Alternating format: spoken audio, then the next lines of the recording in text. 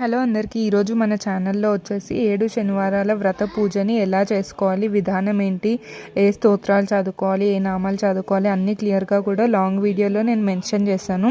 ఆ long video link అనేది నేను ఈ షార్ట్ కింద పిన్ చేస్తాను. ఒకసారి కంప్లీట్ వీడియో చూడండి.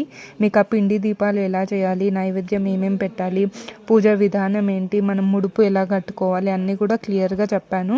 ఒకసారి లాంగ్ వీడియో చూసి ఏమన్నా మీకు డౌట్స్ ఉంటే కమెంట్ సెక్షన్లో కమెంట్ చేయండి. మీకు ఎంత స్తోమతకి అంత వీలవుతే అంత మంచిగా చేసుకోండి.